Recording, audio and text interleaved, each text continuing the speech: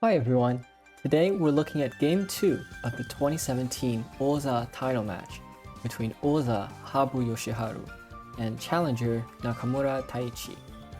Nakamura leads the series 1-0, but in this game he will face a fierce attack from Oza Habu. And if you thought Game 1 was crazy, you might enjoy this game as well. Habu is sent and he plays pawn to 2-6, pawn to 8-4, pawn to 2-5, pawn to 8-5, gold to 7-8. And with this move, Habu selects Aigakari, double wing attack. Gold to 3-2, silver to 3-8, silver to 7-2, pawn to 1-6. In modern Aigakari Joseki, a major change is the early advance of the edge pawn. The meaning is difficult and I'm not sure, but I think this pawn could defend against a potential pawn or bishop drop on 2-8. Well, Nakamura responds with pawn to 9-4, pawn to 9-6, pawn to 1-4. And the meaning of the other edge pawns might be to give the bishops an option to escape or develop to these squares. Anyway, the opening continues with king to 6-8, pawn to 8-6, pawn takes, rook takes, pawn drop 8-7, rook to 8-4, pawn to 3-6, king to 5-2, pawn to 7-6. Habu opens his bishop, but after rook to 7-4, gold to 7-7, rook to 8-4, Nakamura blocks Habu's bishop by luring the gold to 7-7, and if the gold moves back, it'll be sent h-take. Instead, Habu continues with pawn to 4-6, pawn to 3-4, silver to 4-7, going for reclining silver. Pawn to 7-4, gold to 5-8, knight to 7-3. Here, Habu is satisfied with gold to 7-8 to reopen his bishop and avoid a knight jump. Even if he could play it, rook to 7-4 is no longer an effective move in this position. So Nakamura plays gold to 6-2, and Habu exchanges a pawn with pawn to 2-4, pawn takes, pawn drop 2-3, rook to 2-8. And after pawn to 6-4, silver to 5-6, Nakamura extends with pawn to 6-5. Well, I wonder if he was worried about silver to 4-5 and wanted to prepare the counter-attack with pawn to 7-5. In the game, Habu chooses pawn to 4-5, silver 6-3, rook to 4-8, going for this vanguard pawn, and Nakamura responds with pawn to 5-4. But after seeing this move, Habu plays bishop takes 2-2 promotes, silver takes. Well, Habu lost the move, but Nakamura can no longer use the silver in the center, which might have been his plan behind pawn to 5-4. It would be good for Habu if he could play pawn 4-4, pawn takes, rook takes, exchanging another pawn in tempo with a threat of bishop drop 4-1 that also enables silver to 4-5 later, but Nakamura seems fine after pawn drop 4-3, rook to 4-8, bishop drop 6-4. Because of this bishop drop, Nakamura has nothing to fear. In the game, Habu plays a different move. Bishop drop 4-6. At first glance, it seems like a waste for Habu to block his own rook with a bishop drop. On the other hand, the bishop is looking at a lot of important squares, so it can't be described as a bad move. Silver to 3-3, silver to 8-8. And to further improve his position, Nakamura gains a move with bishop drop 6-4, bishop takes, silver takes, bishop drop 4-6, gold to 6-3, increasing the pressure by supporting the vanguard pawn at the head of Habu's king. If Habu chooses a normal move like knight to 3-7, Nakamura could begin his attack with pawn to 7-5. Instead, Habu plays silver to 7-7. I think this is a deep move. If pawn to 7-5, Habu might have played silver to 8-6, pawn takes 7-6, bishop takes 6-4. If the rook takes, it will be trapped after silver to 3-5.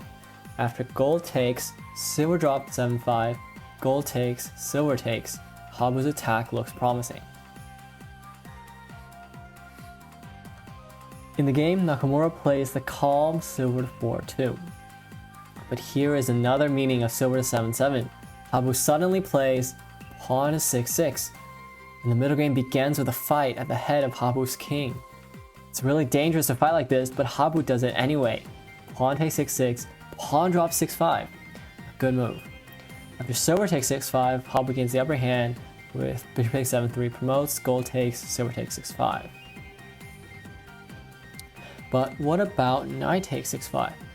Habu's key move is bishop takes 6-4, gold takes, silver drops 7-3, 4 king rook and gold. For example, after knight takes 7-7 promotes, gold takes, rook to 8-1, silver takes 6-4 promotes, Habu's king is safer and his attack is faster. Actually, Nakamura can't capture this pawn at all. His only move is silver to back to 5-3. And after the natural silver takes 6-6, it seems that Habu has gained a king's head vanguard pawn and restrained Nakamura's attack.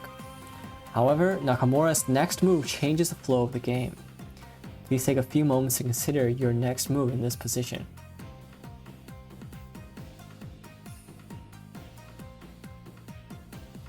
That's right, pawn to 9-5, edge attack. The perfect timing when Habu silver is as far away from the edge as could be. Pawn takes 9-5, pawn drop 9-7, and lance takes 9-7, bishop drop 9-8 is the meaning of this must-know strategy. Habu defends with silver to 7-7, painful move to play. Nakamura finds king to 4-1, sweet and refreshing early escape. For example, if Habu defends with silver to 8-6, Nakamura can go all in with bishop drop 2-2, and the game might continue knight to 7-7, pawn drop 8-5, silver takes 9-7, pawn to 7-5, pawn takes, lance takes 9-5, pawn drop 9-6, pawn drop 7-6. The fight begins on the 7th and 6th files, and the value of Nakamura's early escape is particularly big in this example.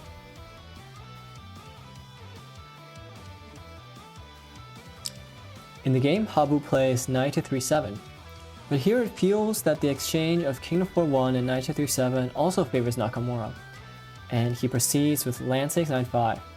Habu counters with pawn drop 2-2, good move that induces gold takes 2-2, dragging the gold away from the king and making a wall shape on the second file. But now, it's up to Habu to keep the pressure. If he runs out of attacking moves, Nakamura's counter will be severe.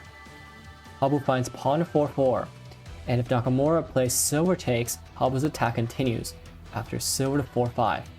For example, silver takes, knight takes, pawn to 4-4, pawn to 6-4, gold to 6-2, silver drop 6-3, gold to 6-1, pawn drop 4-3, and Nakamura is in big trouble.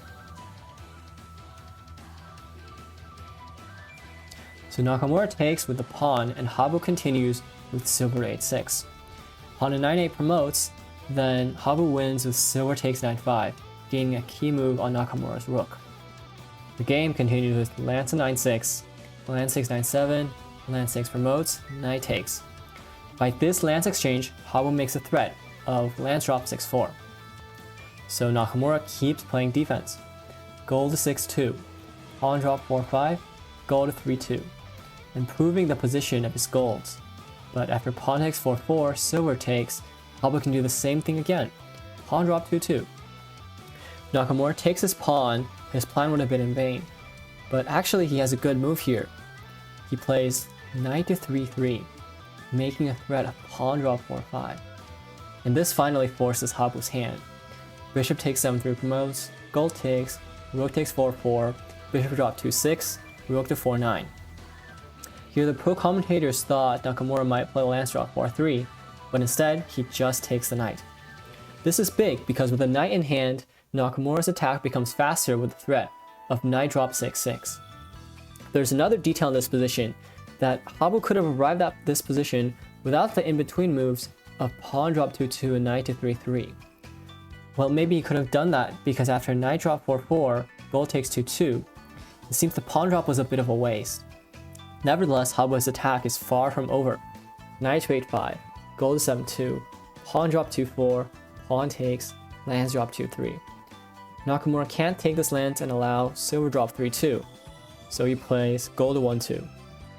Of course, with Nakamura's knight on 2-1, Habu could decide the game with lance takes 2-1 promotes. But here he settles for silver drop 7-3, which is also pretty scary. If Nakamura simply takes it, then Habu's attack connects after knight takes promotes, horse takes, gold drop 5-2, king to 3-1, knight to 3-2 promotes, king takes, gold takes 4-2, king takes 2-3, rook to 4-3 promotes. And this is unacceptable for Nakamura. But Nakamura doesn't give up. Pawn drop 4-3. Silver takes 8-4 promotes, pawn takes 4-4. This actually seems like Sabaki. Nakamura abandons his rook on 8-4, which was ineffective in either attack or defense, and eliminates Habu's strongest attacking piece. With another knight in hand, Nakamura's threat of knight drop 6-6 becomes even stronger. To be honest, I really thought Habu was better in this position. I thought Nakamura's king would be in big trouble, but eventually I had to admit that Nakamura held the advantage. Well, I'm just an amateur. How about shogi professionals? So 40 moves before this position, Nakamura attacked the edge, and pro commentators all thought he was already better by that point. I guess you could say that the insight of pro shogi players surpasses mine by at least 40 moves. Anyway, Habu plays rook drop 2-1, king to 3-2, and if rook takes 4-4, I think pawn draw 4-3 is good enough. Habu plays rook to 6-1 promotes, attacking the gold. But like game 1, Nakamura finds the timing to switch from defense to attack. Knight drop 6-6, rook takes 4-4. Habu makes a threat mate, but after knight takes 5-8 promotes, king takes, gold drop 4-1, dragon takes gold. Nakamura can play knight drop 5-2, rook to 4-9, lands drop 4-3. And Habu's problem is that he can't play rook to 9-9 because Nakamura wins with bishop drop 6-6. So Habu doesn't have any good squares to escape his rook. In the game, Nakamura chooses pawn drop 6-2, a solid defense. But now Habu has one last hope. King to 6-7, entering king. If Habu can enter his king without losing a major piece, he could turn the game around. Here, I think Nakamura makes a great decision. He doesn't try to chase or surround Habu's king. Instead, he plays pawn drop 4-3, rook to 4-9, king takes 2-3, eliminating the last vestiges of Habu's attack. By increasing his own king safety, Nakamura makes it more difficult for Habu to enter his king. King to 7-7, lance drop 5-5, knight to 7-3 promotes, lance takes silver, pawn takes, horse to 3-8, rook to 9-9, horse takes 5-6. Nakamura's horse approaches Habu's king, but he stays alive with silver to 7-5, pawn takes, king to 8-6, horse takes 7-8. The more violently Nakamura attacks Habu's king, the easier it becomes for Habu to enter his king. On the other hand, if Habu escapes the move like king to 8-5, Nakamura can close in with silver drop 6-1, dragon to 8-2, lance drop 7-2. Nakamura's winning conditions are twofold. He can win by catching Habu's entering king, but he can also win by capturing one of Habu's major pieces. For example, after king to 9-4, lance takes 7-3, promoted silver takes 7-3, horse to 7-7, Habu is forced to choose between saving his rook or his king.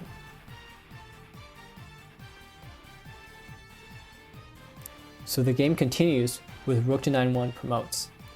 Pawn drop 8-3. A great pawn drop. Habu can't afford to give Nakamura another general, and even though there are 3 ways to capture this pawn, all of them have drawbacks.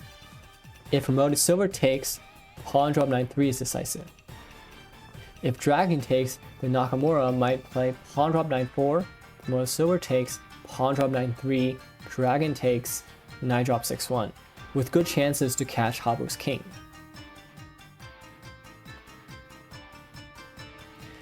In the game, Habu chooses promoted knight takes 8-3.